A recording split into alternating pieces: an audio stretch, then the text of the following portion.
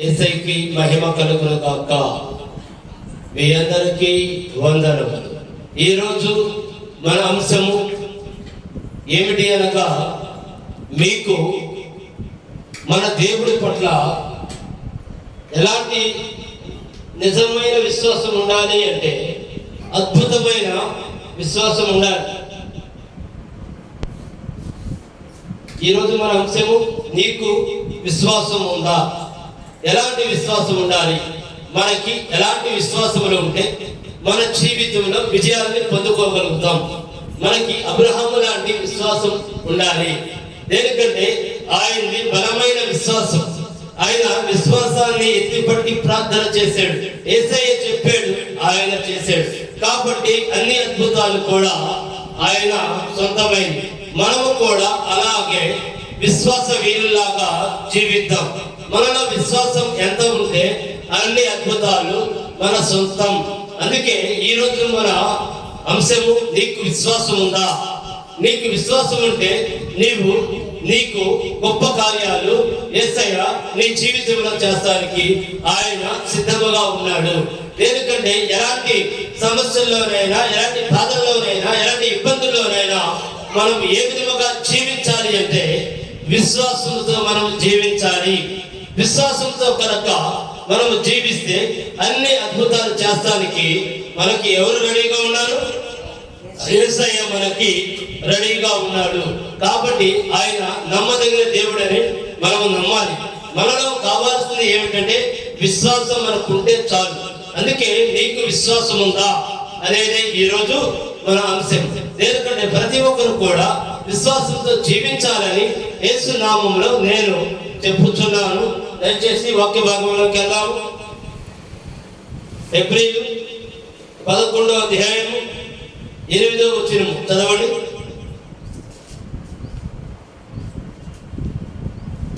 హెబ్రీలు 11:8.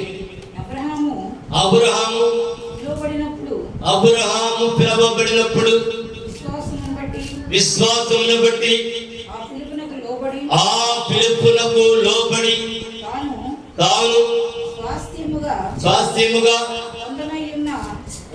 పొందనయున్న ప్రదేశమునకు బయలు వెళ్ళెను. మరియు ఎక్కడికి వెళ్ళవలెను అది ఎరగక బయలు వెళ్ళెను. ఇంతవరకు 8 వరకే చదివింది. చూడండి, ఆయన అబ్రహాము దేవుడు ఆజ్ఞాపించాడు. ఏమని? అబ్రహాం, నువ్వు అక్కడికి వెళ్ళు. ఎక్కడికి ప్రభావం కూడా అడిగాడా? విశ్వాసంతో బయలుదేరి వెళ్ళాడు. నా దేవుడు సర్వశక్తి కలిగిన దేవుడు, నా దేవుడు సర్వాధికారి అయిన దేవుడు, నా దేవుడు సమస్తము చేయగలిగిన దేవుడని పరిపూర్ణ విశ్వాసంతో ఆయన ముందు అడుగు వేసి ఉన్నాడు. ఆయన అడుగులో ఎవరున్నారు? ఆయనకి తోడుగా యేసయ్య ఉన్నాడు. ఆయన నడిపించింది ఎవరు? యేసయ్య. ఆయన విశ్వాసంతో ముందుకెళ్ళి ఉన్నాడు. అబ్రహాము విశ్వాసంతోనే ముందుకి వెళ్ళి ఉన్నాడు తప్ప యేసయ్యని ఏ ఒక్క ఎదురు ప్రశ్న చేయలేదు. అయ్యా, నువ్వు ఎక్కడికి వెళ్ళాలి, ఏం చేయాలి అని ఆయన అడగల. నా దేవుడు చెప్పాడు, నేను ఇంకోసారి చదవము. అబ్రహాము పిలువబడినప్పుడు విశ్వాసముని, ఇక్కడ మీరు బాగా గమనించండి. అదే మనము కనుక దైవ సన్నిధానానికి వెళ్తే విశ్వాసం తర్వాత, అయ్యా నువ్వు నాకు ఈ పనులన్నీ అడిగా తండ్రి. చాలా మంది ఉన్నారు, అయ్యా యేసయ్య నేను నీ దగ్గర ప్రార్థన చేస్తే, నువ్వు నాకు ఈ పని చేస్తే నేను నిన్ను నమ్ముతా. అయ్యా యేసయ్య నువ్వు నాకు అది ఇస్తే ఇక నేను జీవితకాలం కూడా నిన్నే ప్రార్థిస్తా. యేసయ్య నాకు ఈ వ్యాధి తగ్గితే నేను నిన్ను ప్రార్థన, ఇక నేను నీతోనే ఉంటా, నువ్వు ఉన్నావని నమ్ముతా. ఇలాంటి వాళ్ళు చాలా మంది ఉన్నారు. అయ్యా నాకు ఈ అప్పుగా నువ్వు తీర్చేసేవనుకో, అయ్యా నువ్వు ఉన్నావని నమ్ముతా. అయ్యా ఈ వ్యాధి కనుక నువ్వు నాకు తీర్చేసేవనుకో, నువ్వు ఉన్నావని నమ్ముతా. అయ్యా నువ్వు నాకు ఇల్లు ఇచ్చావనుకో, నువ్వు ఉన్నావని నమ్ముతా. అయ్యా పెళ్లి చేసేవనుకో, నువ్వు ఉన్నావని నమ్ముతా. ఇట్లా రకరకాల కోరికలు కోరుకునేవారు ఉన్నారు. అయితే అబ్రహాము అయితే ఏ కోరిక కోరలా. దేవుడితో పిలువబడ్డప్పుడు ఆయన విశ్వాసముతో ఉన్నాడు. ఈ విశ్వాసం ఈ రోజున మనకుందా అని అడుగుతున్నాను నేను. ఎవరికి ఉంది? ఈ విధమైన వాళ్ళు చాలా మంది ఉన్నారు. నేను ఎంతకాలం కూడా ప్రార్థన చేస్తున్నాను, లేకపోతే ఒక్కసారి తను కోరుతున్నాడు, అయ్యా నాకు ఈ అప్పు తీర్చే, నువ్వు ఉన్నావని నమ్మేస్తాను ఇక. అంతేగాని నువ్వు మాత్రం వేసే విశ్వాసంగా నమ్మటల్లా. కానీ అక్కడ అబ్రహాము ఏం చేశాడు? విశ్వాసంతో నమ్మాడు. నీలాగా ఆయన ఏది అడగడా యేసయ్యని, అయ్యా నువ్వు అద్భుతం చేస్తే కానీ నేను నీ మాట వింటా, అయ్యా నువ్వు అద్భుతం చేస్తే కానీ నేను నిన్ను విశ్వసిస్తా అని ఆయన నమ్మాడు. ఎలా నమ్మాడు? అద్భుతంగా నమ్మాడు. మహా అద్భుతాలు సృష్టించబడి అలా నమ్మాలి. ఈ రోజు అయితే ఈ కాలంలో ఎలా ఉన్నారు? నువ్వు నాకు పని చేస్తే కానీ ఇక నేను ఉన్నావని నిజంగా నమ్ముతారయ్యా. అట్లా అనేవాడు లేనే ఎంతో మంది ఉన్నారు. నేను యేసయ్యని అడిగా, ఆయన నిజంగా కనుక ఉంటే నాకు ఈ పని చేస్తాడు అనేవాళ్ళు ఉన్నారు. అది అల్ప విశ్వాసం. నువ్వు నమ్ము, అద్భుతం జరుగుతుంది. ఇక్కడ ఆయన అదే చేశాడు. ఏం చేశాడు? అబ్రహాము యేసయ్యని నమ్మాడు, బలమైన విశ్వాసంతో నమ్మాడు. అద్భుతాలు ఎవరు సొంతమైనవి? ఆయన సొంతమైనది. చదువు. విశ్వాసమును బట్టి ఆ పిలుపునకు లోబడి తాను స్వాస్థ్యముగా పొందనయ్యున్న ప్రదేశమునకు బయలు వెళ్ళేను. అయ్యా నువ్వు నాకు చెప్పేవు తండ్రి, నువ్వు నాకు చెప్పేవుంటే నాతో నువ్వు ఉన్నట్లే, నన్ను నువ్వు నడిపిస్తున్నట్లే అని ఆయన మౌనంగా బలమైన విశ్వాసంతో వెళ్ళాడు. 9 కూడా చదువు. మరియు ఎక్కడికి వెళ్ళవలెను అది ఎరగక బయలు వెళ్ళెను. విశ్వాసమును బట్టి అతడును అతనితో ఆ వాగ్దానములకు సమాన వారసులైన ఇస్సాకు యాకోబు అనువారును గుడారములలో నివసించుచు అన్యుల దేశములో ఉన్నట్లుగా వాగ్దాన దేశంలో పరవాసులైరి. అంటే ఎంత విశ్వాసం ఉంది చెప్పండి. ఆయన విశ్వాసంతో జీవించి ఉన్నాడు. ఆ విశ్వాసం నీకుందా చెప్పండి. ఈ రోజున మనకి ఏది కావాలన్నా, అయ్యా ముందుగా నువ్వు నాకు ఇస్తే నేను నిన్ను నమ్ముతా, నువ్వు ముందుగా నాకు ఈ పని చేస్తే నేను నిన్ను నమ్ముతా అనేవాళ్ళే తప్ప విశ్వాసంతో మనం ఉండగలుగుతున్నామా? మనలో ఎంత విశ్వాసం ఉంది? ఏదన్నా మనకి దైవ సన్నిధానముల నుంచి, యేసయ్య దగ్గర నుంచి మనం పొందాలి అంటే మనం ఏమి చేయాలి? బలమైన విశ్వాస వీరుల్లాగా మనం ఉండగలుగుతున్నామా? నువ్వు కనుక విశ్వాసంతో ఉంటే నీకు ఈ సృష్టిలో సమస్తము సాధ్యమే. ఎలా అంటే నువ్వు ఏదైతే కోరుకుని ఉన్నావో, నువ్వు ఏదైతే అడిగి ఉన్నావో, నువ్వు ఏదైతే కావాలనుకున్నావో, నువ్వు ముందుగా అడిగిన వెంటనే దాన్ని నువ్వు పొందినట్లుగా నువ్వు చూడాలి. నువ్వు ఏదైతే అడిగేవో అది నువ్వు పొందుకున్నావు, యేసయ్య నీకు ఇచ్చాడు అన్నట్టుగా నువ్వు కనుక చూసినట్లయితే నీ జీవితంలో సమస్తము సర్వము నీకు లభిస్తాయి. ఎందుకంటే మన దేవుడు లేని దాన్ని ఉన్నట్లుగా చూడమని వాగ్దానం ఇచ్చిన దేవుడు. దేనికి చాలా మంది ఉన్నారు ఈ రోజున, అసలు దేవుడు ఉన్నాడంటావా అని ప్రశ్నించేవాడు కూడా ఉన్నారు. ఇక వాళ్ళంతా కూడా విశ్వాస సహితులు, విశ్వాసంని కోరుకున్న వారు కాదు. అసలు వాళ్ళకి విశ్వాసం అంటే ఏంటో తెలియదు. ఎందుకంటే ఎలాంటి వాళ్ళు వీళ్ళు? గాలి ఉందంటావా? గాలి నీ కంటికి కనపడదు, కానీ గాలి నిన్ను బ్రతికిస్తుంది కాదా? గాలిగా కాలిపోతే ఏమైపోతాం? అలాగే దేవుడు నిన్ను జీవింపజేయుచున్నాడు. దేనికంటే ఆయన గొప్ప దేవుడు. ఆయన కృప మన పట్ల ఉన్న కనుకే మనము జీవిస్తున్నాము. మనల్ని సృష్టించింది ఆయన, మనకి కావాల్సిన సమస్తం ఇస్తుంది ఆయన, మనల్ని పోషిస్తుంది ఆయన అని మనం బలమైన విశ్వాసంతో కనుక నమ్మినట్లయితే సమస్తము మన సొంతం. దేనికి? నా దేవుడు గొప్ప దేవుడు, నా యేసయ్య సర్వశక్తి కలిగిన దేవుడు. ఆయన నన్ను చూచుచున్నాడు, నేను అడిగిన ప్రతి మాటని ఆయన వింటున్నాడు అని మనము బలముగా నమ్మాలి. దేనికి అనగా ఆయన నమ్మదగిన దేవుడై ఉన్నాడు కనుక బలమైన విశ్వాసంతో మనము నమ్మాలి. మన దేవుడు గొప్ప దేవుడు. విశ్వాసమును బట్టి 13 చదవమ్మా. విశ్వాసమును బట్టి శారాయు వాగ్దానము చేసిన వాడు నమ్మదగిన వాడని ఎంచుకొనెను గనుక తాను వయసు గతించినదైనను గర్భము ధరించుటకు శక్తి పొందెను. మన దేవుడు ఎలాంటి దేవుడు? వాగ్దానము ఇచ్చిన దేవుడు.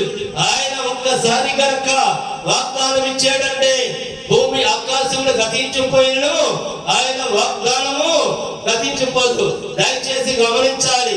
దేనికంటే మన బలం ఎవరంటే యేసయ్య, మన దమ్ము ఎవరంటే యేసయ్య, మన ధైర్యం ఎవరంటే యేసయ్య, మన జీవితం ఎవరంటే యేసయ్య, మన ప్రాణం ఎవరంటే యేసయ్య.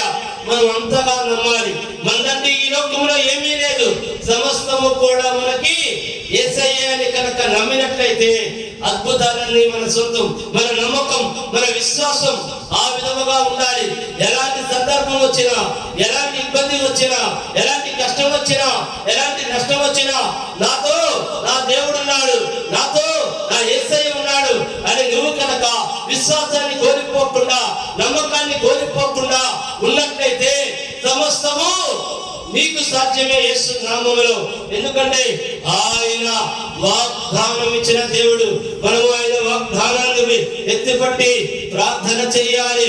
యేసయ్యా, నువ్వు మాకు వాగ్దానం ఇచ్చిన దేవుడివి తండ్రి. నాయనా, నీ నామములో సమస్తము సాధ్యమే తండ్రి. యేసయ్యా అని మనము బలమైన విశ్వాస సహితమైన ప్రార్థన చేసినట్లయితే సమస్తము సాధ్యమే మనకి. 11 కూడా చదవము. ఎందుకంటే ఆయన గొప్ప దేవుడని మనం నమ్మాలి. మనకి ఎలాంటి విశ్వాసం ఉండాలి? అబ్రహాము లాంటి విశ్వాసం ఉండాలి. ఏ ఒక్కడు కూడా అబ్రహాము యేసయ్యని అడగల, అయ్యా నువ్వు నన్ను అక్కడికి వెళ్ళమంటున్నావు, నాకు అక్కడ ఎవరు తెలియదు కదా అని యేసయ్య ఆయన అబ్రహాం వల్ల యేసయ్య చెప్పాడు, నేను చేయాలి. ఆయన నన్ను సృష్టించిన దేవుడు, సర్వ సృష్టికర్త. ఆయన నాకు అక్కడ సమస్తము సమకూరుస్తాడు అని విశ్వాసమును బట్టి ఆయన అక్కడికి వెళ్ళాడు. అక్కడ ఏం జరిగింది? ఏమి కావాలో అక్కడ మొత్తము సమకూర్తియా లేవా? చెప్పండి. దేనికి అనగా ఆయన నమ్మి ఉన్నాడు కనుక మనము కూడా యేసయ్యని అలాగే నమ్మాలి. మనలో ఏముండాలి? విశ్వాసం ఉండాలి. ఎందుకంటే విశ్వాసం మన నరాల్లో జీర్ణించుకుపోవాలి. ఎలా జీర్ణించుకుపోవాలి? నా యేసయ్య గొప్ప దేవుడు. ఇకంతే ప్రాణము పోయే పరిస్థితి వచ్చినా నా దేవుడు నన్ను రక్షించాడు. రక్షిస్తాడు కూడా కాదు, నన్ను రక్షించాడు.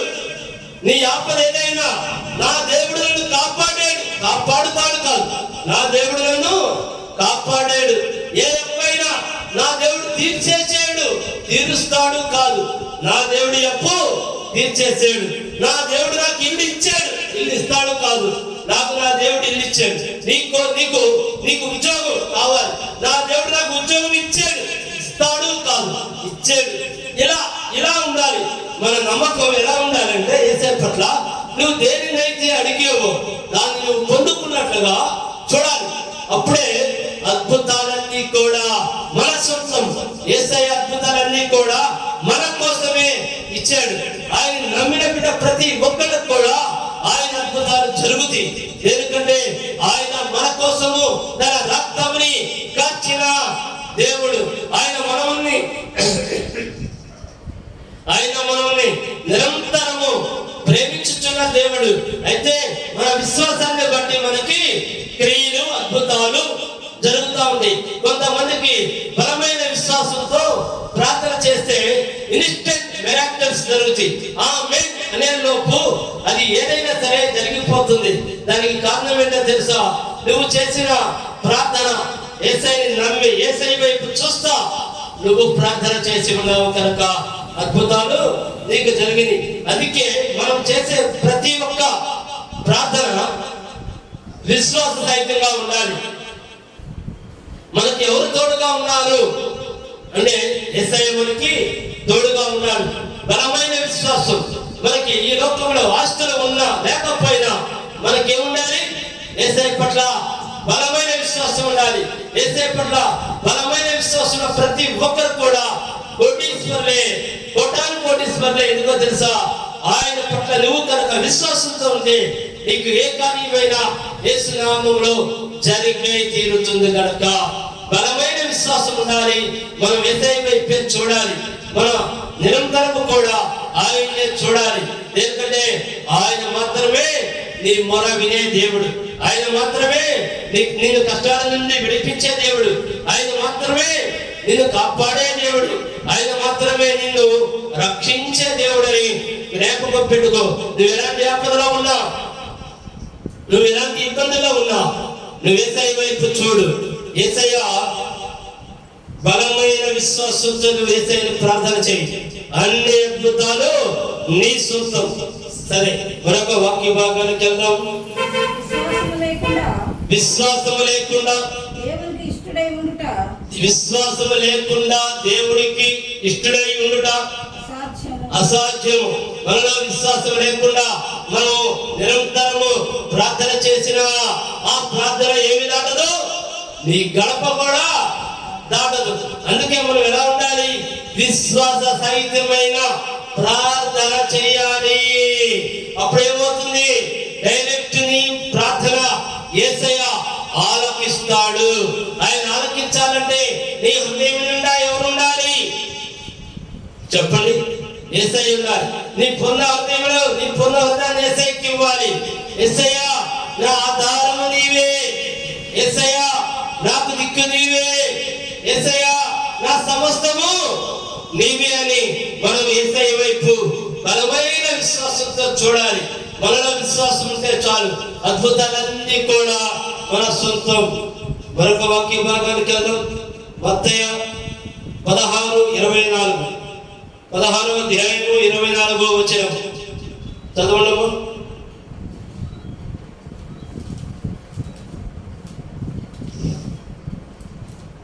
మత్తయి సువార్త 16వ అధ్యాయము 24వ వచనం. అప్పుడు యేసు తన శిష్యులను చూసి ఎవడైనను నన్ను వెంబడింపగోరిన యెడల తన్ను తాను ఉపేక్షించుకుని తన సిలువనెత్తుకుని నన్ను వెంబడింపబడును. ఏముంటుందండి యేసయ్య? చెప్పండి. ఆయన ఇంకొకసారి చదవము. ఎవడైనను నన్ను వెంబడింపగోరిన యెడల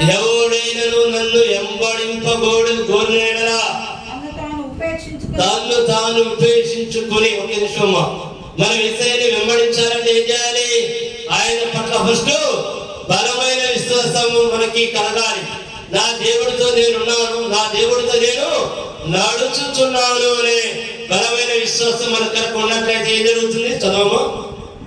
తన సిలువను ఎత్తుకొని ఆయన్ని వెంబడించబడును.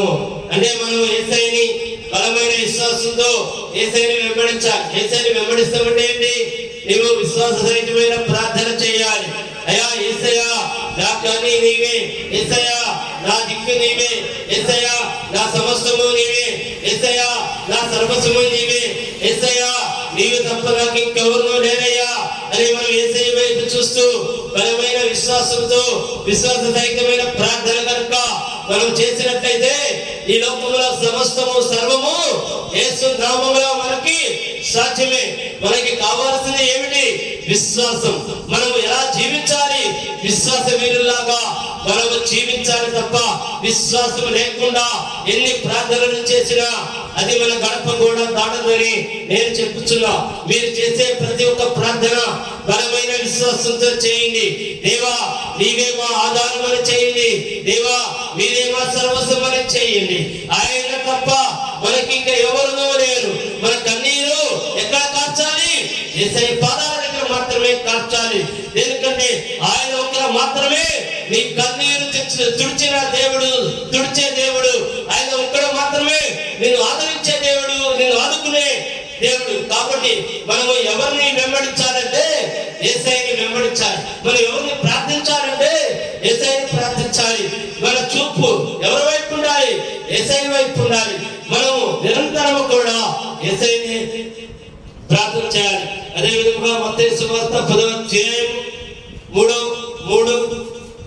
నుండి 7వ వచనం వరకు చదవండి.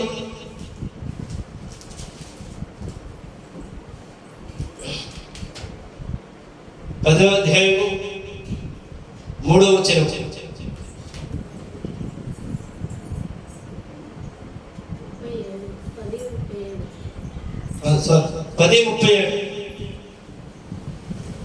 తండ్రినైనను తల్లినైనను నాకంటే ఎక్కువగా ప్రేమించువాడు నాకు పాత్రుడు కాడు. అంటే ఒక నిమిషం, ఈ లోకంలో మనం ఎవరిని ఎక్కువగా ప్రేమించాలి చెప్పండి? యేసయ్యనే ప్రేమించాలి. మనమైతే ఎవరిని ప్రేమిస్తున్నాం? బాగా చెప్పండి. ఈ లోకంలో ఉన్న భార్య పిల్లల కన్నా కూడా ధనాన్ని ప్రేమించేవారు ఉన్నారు. నిలవండి ఈ మాట. చాలా మంది భార్య పిల్లల కన్నా కూడా ధనాన్ని ప్రేమించేవారు ఉన్నారు, భార్య పిల్లల్ని ప్రేమించుకునేవారు ఉన్నారు. ఎవరిని ప్రేమిస్తలేదు ఇక్కడ? యేసయ్యని ప్రేమిస్తలా. యేసయ్యని కనుక నువ్వు ప్రేమించకుండా ఉన్నట్లయితే అవన్నీ కూడా నీకు ఏమైపోతాయి? శూన్యమే. మనకు ఫస్ట్ ఎవరి ప్రేమ దక్కాలి? మనం ఫస్ట్ ఎవరిని ప్రేమించాలి చెప్పండి? మనం ఫస్ట్ యేసయ్యని ప్రేమించాలి. యేసయ్యని నువ్వు ఎందుకు ప్రేమించాలి? ఆయన నిన్ను సృష్టించిన దేవుడు, ఆయన నీకు కావాల్సిన సర్వమును సకలమును ఇచ్చుచున్న దేవుడు, ఆయన నిన్ను పోషించుచున్న దేవుడు, ఆయన నీ భార్యను పోషించుచున్న దేవుడు, మనం జీవించుచున్న దేవుడు. ఎందుకంటే మనం ఈ రోజు సజీవుడుగా ఉన్నాము అంటే ఆయన యొక్క మహాకృప.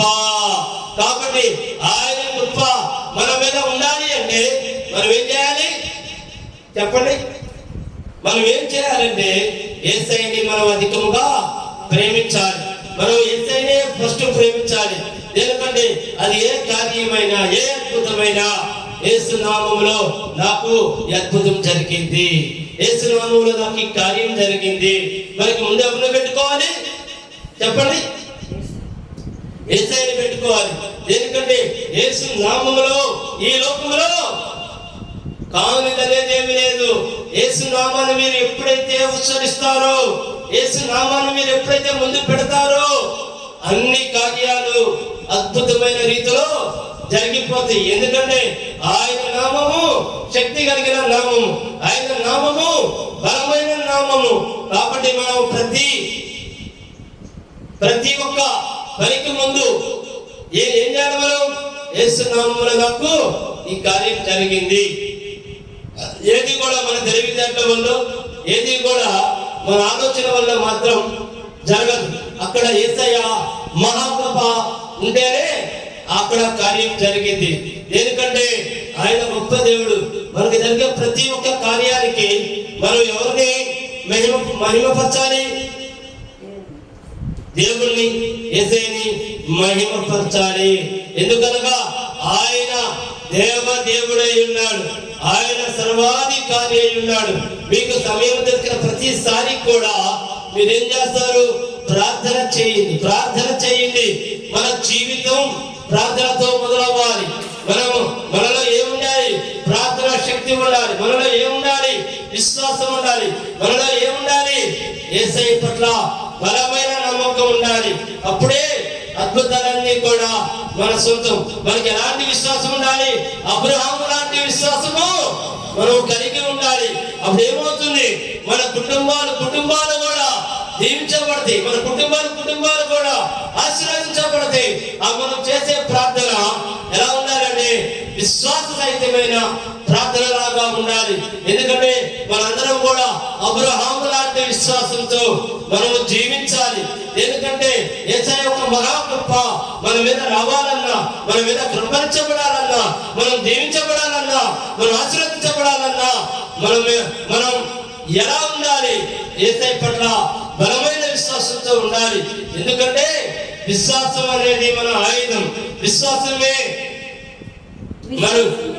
విశ్వాసమును బట్టి ఆనోకు మరణము చూడకుండా కొనిపోబడెను. విశ్వాసమును బట్టి ఆనోకు మరణము చూడకుండా కొనిపోబడెను. కొనుక్కోబడును. అంటే అంత బలమైన విశ్వాస వీరుల్లాగా మనం జీవిద్దాం.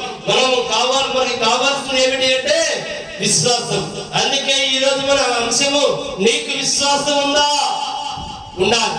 ప్రతి ఒక్కరికి మనలో ఏముండాలి? ధనం ఉన్నా, ఈ లోకము ధనం ఉన్నా లేకపోయినా మన దేవుడి పట్ల మనకి బలమైన విశ్వాసం ఉండాలని నేను యేసు నామములో కోరుకొనుచున్నాను. ఎందుకంటే మన దేవుడు గొప్ప దేవుడు. నీలో విశ్వాసం కనుక ఉంటే అన్ని అద్భుతాలు నీ సొంతం. అందుకని ఎందుకంటే ఆయన గొప్ప దేవుడై ఉన్నాడు కనుక. సరే, సమయం సరిపోకపోవటం వల్ల రేపు వచ్చే వారము మళ్ళీ మనము చెప్పుకుందాము. దయచేసి కన్నులు మూసుకుంటే ప్రార్థన చేసుకుందాం. మా గొప్ప దేవ, మా యేసయ్య, మా తండ్రి, మా అందరికి కూడా నా తండ్రి అబ్రహాం లాంటి విశ్వాసముని దయచేయమని అడుగుచున్నాడు తండ్రి. యేసయ్య, మమ్మల్ని అందరినీ తండ్రి విశ్వాస వీరులుగా దయచేయమని అడుగుచున్నాడు తండ్రి. నా దేవా, మాకు విశ్వాసం అంటే నాయనా మీరు మా కొరకు అయ్యా చేసే ప్రతి కార్యము తండ్రి డైరెక్ట్ గా తండ్రి వాక్యం వచ్చింది తండ్రి. నాయనా మీ అద్భుతాలన్నీ మా సొంతమే తండ్రి. అప్పుడు అయ్యా మీరు చేసే ఆశ్చర్య కార్యాలన్నీ మా సొంతమే తండ్రి. అయ్యా మమ్మల్ని అందరినీ తండ్రి అయ్యా విశ్వాసంలో బలపరచమని నజరేయుడైన యేసుక్రీస్తు నామములో ప్రార్థించి అడిగి వేడుకొనుచున్నాను మా ప్రియ పరలోకపు తండ్రి. ఆమేన్, ఆమేన్, ఆమేన్. మీ అందరికీ వందనములు. మా అడ్రస్ మదర్ తెరీసా వీధి, ఐతా నగర్, తెనాలి, గుంటూరు జిల్లా. మా ఫోన్ నెంబర్ 9849844862. మీ అందరికీ వందనములు.